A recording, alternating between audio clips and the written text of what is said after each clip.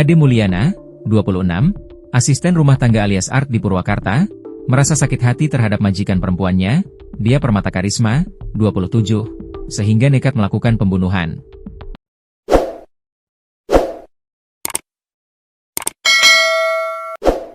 Dia akhirnya ditemukan tewas bersimbah darah di Kompleks PJT 2, Desa Jatimekar, Kecamatan Jatiluhur, Kabupaten Purwakarta, Jawa Barat pada Selasa, 12 Agustus 2025.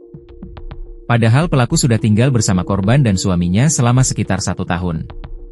Dikutip dari tribunjabar.id, Kapolres Purwakarta, AKBP I Dewa Putu Gede Anom Danujaya, menyampaikan bahwa peristiwa ini terjadi pada pukul 11.30 waktu Indonesia Barat. Saat itu hanya korban dan pelaku yang berada di rumah.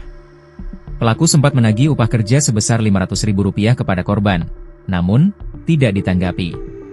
Karena merasa kesal dan sakit hati, pelaku lalu mengambil palu dan memukul kepala bagian belakang korban, ujar Anom dalam konferensi pers di Mapolres Purwakarta, Kamis, 14 Agustus 2025. Pukulan pertama tidak membuat korban pingsan.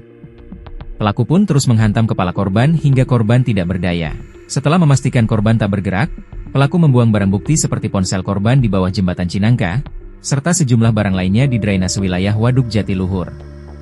Menurut Anom, berdasarkan hasil penyelidikan sementara, motif utama pelaku adalah sakit hati karena gaji tidak kunjung dibayarkan oleh korban. Saat ditanya mengenai adanya motif asmara dan tindakan asusila, pihak kepolisian masih mendalami hal tersebut.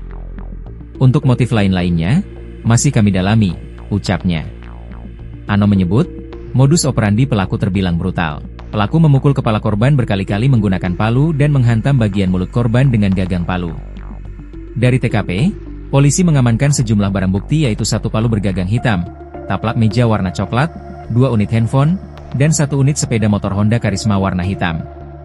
Atas perbuatannya, Ade Mulyana dijerat dengan pasal 338 KUHP tentang pembunuhan dengan ancaman hukuman maksimal penjara seumur hidup. Kapolres memastikan bahwa dari hasil penyidikan sementara, tidak ditemukan indikasi pembunuhan ini direncanakan sebelumnya. Kami simpulkan ini dilakukan secara spontan karena emosi sesaat.